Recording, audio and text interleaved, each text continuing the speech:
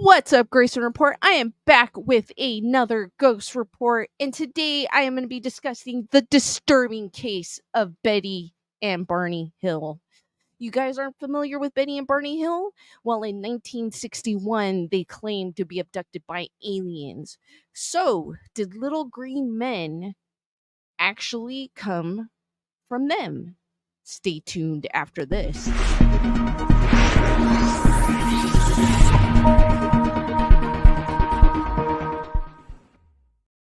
While I was going through the interwebs, I found this cool little article about an abduction that occurred in 1961 by Betty and Barney Hill. And this is from the History Channel. How Betty and Barney Hill's alien abduction story defined the genre. Their account, recovered with the help of hypnosis, detailed extensive medical exams, including a crude pregnancy test. Is it chasing us? That thought coursed through Betty and Barney Hill's mind as they drove down the empty, winding country road in New Hampshire's White Mountains. It was a September night in 1961. They hadn't seen a car for miles, and a strange light in the sky seemed to follow them. When they finally got home to Portsmouth at dawn, they were far from relieved. They felt dirty. Their watches stopped working. Barney's shoes were strangely scuffed, and Betty's dress was ripped. There were 2 hours of the drive that neither one of them could remember. What had happened? With the help of a psychiatrist, the quiet couple eventually revealed a startling story. Gray beings with large eyes had walked them into a metallic disc as wide, Betty said, as her house was long. Once inside, the beings examined the couple and erased their memories. Their experience would kick off an Air Force inquiry, part of the secretive initiative Project Blue Book that investigated UFO sightings across the country. The incident would also become the first ever widely publicized alien abduction account and shape how stories like it were told and understood from then on. Debate continues as to whether the husband and wife were liars, fantastics, crackpots, or simply sleep-deprived people who later recovered seriously scrambled memories. The Hills saw strange lights pursuing their car. The Hills' road trip was spontaneous, a well-earned break Barney decided the couple needed, as explained in The Interrupted Journey, a 1966 book they collaborated on with author John G. Fuller. Barney worked a grueling night shift at the post office, driving 60 miles each way. Betty's job handling state child welfare cases was no easier. The little free time this biracial couple had was devoted to their church and activities related to the civil rights movement. After 16 months of marriage, Betty and Barney saw this trip through Montreal and Niagara Falls as their delayed honeymoon. They left so impulsively that they had no time to go to the bank before it closed for the weekend. They got in their car with less than $70 in their pocket. On the last night of their 3-day trip, they tried the tired couple sipped coffee in a Vermont diner to charge before driving back. Barney figured if they pushed through, they could beat the wind and rains from an approaching hurricane. They left the diner around 10 p.m., estimating they could reach their red-framed house in Portsmouth, New Hampshire, between 2 a.m. and 3 a.m. at the latest. As they drove, strange lights in the sky gave another reason to hurry. At first, it looked like a failing star, but grew larger and brighter with each mile. Barney, an avid plane watcher and World War II vet, was sure they had nothing to worry about. It's just a satellite, he assured Betty. It probably went off course. The light seemed to move with the car as Barney steered down the curving mountain road. The light zigged and zagged, ducking past the moon and behind trees and mountain ridges, only to reappear moments later. Sometimes it seemed to move toward them in a game of cat and mouse. It had to be an illusion, they thought. Maybe the car's movement made it seem like the light, too, was moving. Curiosity overcame them. The couple pulled over at road stops and picnic trails to get a closer look. Through binoculars, Betty saw that the white light was really an object spinning in the air. Barney, she told her husband, if you think that's a satellite or a star, you're being completely ridiculous. Betty and Barney Hill's close encounter. He knew she was right. Barney had an IQ of 140, noted Fuller in his book. Barney was also a pragmatic man who wouldn't give flying saucers a second thought. Remembered his niece, Kathleen Martin, in her work captured the Betty and Barney Hill experience. The night was too quiet for a helicopter, a commercial plane, or even a military jet with a hot shot pilot. He didn't want to spook Betty, but he was becoming concerned. What was this light, and why was it toying with them? About 70 miles past the diner, the object hovered just above the treetops. Approximately 100 feet above them, Barney abruptly stopped the car, keeping the engine running. He shoved a handgun he had hidden beneath the seat into its pocket and rushed into a dark field, leaving Betty in the car. What he saw was as big as a jet, but as round and flat as a pancake. My God, what is this thing? He recalled thinking. This can't be real. Behind rows of windows, gray uniformed beings seemed to look right at him, Bernie recalled. He tried to lift his hand to his pistol, but somehow couldn't. A voice told him not to put down his binoculars. He had a startling thought. We're about to be captured. Yelling hysterically, he ran back to the car and barreled down the road as Betty tracked the craft, craning her head outside the car window. Without explanation, loud, rhythmic beats sounded from the car's trunk. The couple felt instantly drowsy and lost consciousness. They came to around 2 hours later and 35 miles down the road. Using hypnosis to recover the Hill's abduction memory. Back home in Portsmouth, they tried to make sense of the night. Barney felt compelled to examine his body's lower half. Both seemed aware of a puzzling presence. In the weeks and months after, Betty, an avid reader, checked out books from the library, discovering the civilian UFO group National Investigation Committee on Aerial Phenomenon, NICAP. She also reported the sighting to the Air Force, worried about radiation. Apparently, this is an image depicting an alien spaceship at 200 feet and 100 feet above the Earth's surface, drawn by alleged alien abductee Betty Hill and regarded as one of the first examples of the flying saucer alien spaceship archetype, September 20th, 1961. So, guys, what do you think of this drawing by Betty Hill? Do you think this was her imagination, or did she actually see it in the sky? In coming years, with Betty suffering from disturbing dreams and Barney developing an ulcer and anxiety, the couple sought mental health. The two met with Benjamin Simon, a psychiatrist and neurologist who specialized in hypnosis, a mainstream technique at the time. Through months of weekly sessions, Simon helped the couple piece together what they think had happened. A vessel had landed on the Hill's car, putting them to sleep. Afterward, gray beings walked them up a long ramp and into the spacecraft. Once inside, the Hills were separated, taking turns in an examination room that had curved walls and a large light hanging from the ceiling. Each was asked to climb up on a metal table. The table was so short, Barney's legs hung over the side. During the examinations, the beings removed Betty and Barney's clothes, plucked strands of their hair, took clippings of their nails, and scraped their skin. Each sample was placed on a clear material, not unlike a glass slide. Needles connected to long wires probed their heads, arms, legs, and spine. One large needle, around 4 to 6 inches long, was inserted into Betty's belly. The pregnancy test left her twisting in pain. Throughout a being Barney and Betty called the leader watched from the side. After Betty's examination ended, the beings rushed back into her room, excited. They discovered that Barney's teeth could be removed. Betty laughed, explaining that Barney had dentures, a fact of human aging the beings struggled to understand. Later, alone with the leader, Betty asked where the craft had flown, admitting she knew little of the universe. The being joked with her, saying, "If you don't know where you are, there wouldn't be any point in telling you where I am." Later, under hypnosis, she drew a star map shown to her on the ship. In 1965, the Hills story was picked up by a Boston newspaper.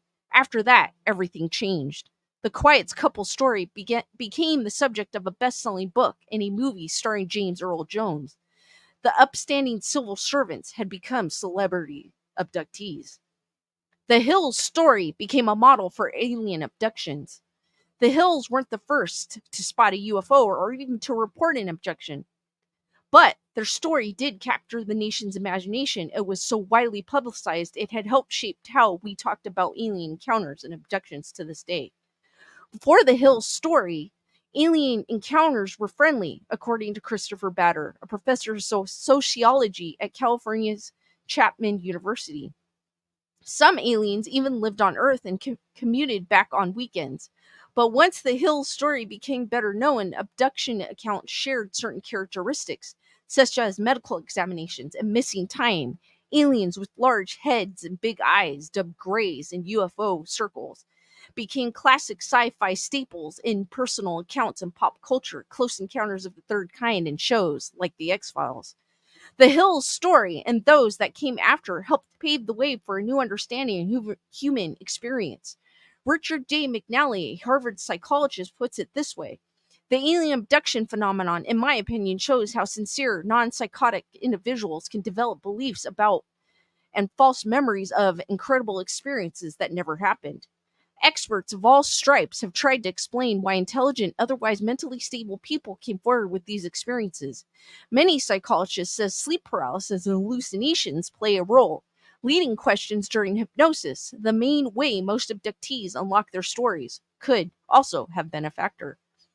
The psychological of alien encounter stories. And this is a picture of Betty and Barney Hill, and they're holding a newspaper reporting about their alleged alien abduction in a rural portion of New Hampshire in late September of 1961. Those who report abductions might also see the world a little differently. According to research, one of the strongest predictors of false recall is a vivid imagination. This group scores high in magical ideation and is more likely to believe in ghost and tarot readings, according to McNally. Yeah, but see, if they're saying that, I do believe in the paranormal, but I'm still very skeptic when it comes to aliens. So I can kind of debunk that. What do you guys think?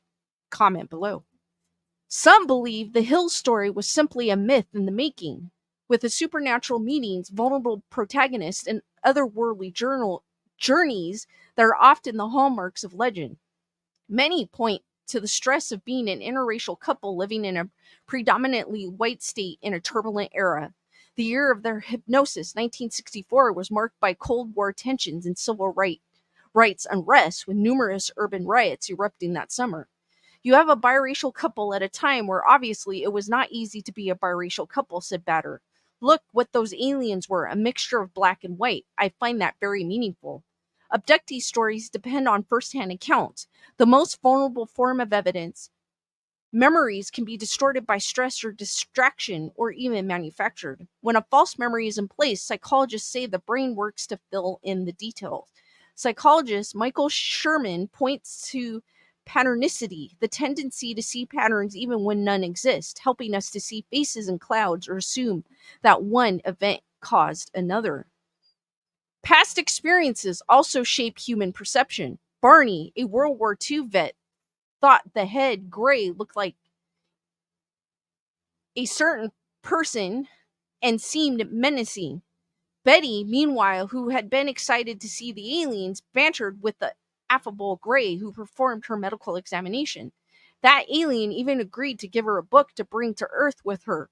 She said, though, other crew members would later overrule that decision. In this way, alien abduction and encounter stories have helped psychologists understand the human brain, its defects, and the weaknesses inherent in memory and firsthand accounts, according to Christopher French, a psychologist specializing in human experience related to the paranormal. What we see and hear, especially under less than ideal observational conditions, can be heavily influenced by our prior beliefs and expectations, wrote French in The Guardian. The NCAP's scientific advisor cross-examined the couple and found their accounts credible. The Air Force Project Blue Book would ultimately dismiss the story, determining the unexplained craft could be explained by natural causes, hinting that the couple hadn't seen a spacecraft but only the planet Jupiter. Oh my gosh, guys, sorry. For his part, psychiatrist Simon never felt the Hills had made up their story. He concluded Betty had dreamed the abduction and Barney had absorbed her story, especially since many of the most vivid details matched descriptions of dreaming Betty had jotted down after the event. I believe implicitly in the honesty of these people, he said on a 70s radio program. Of course, another explanation is always possible. The abduction actually occurred. The Hills stuck by their story despite years of skeptic and detractors.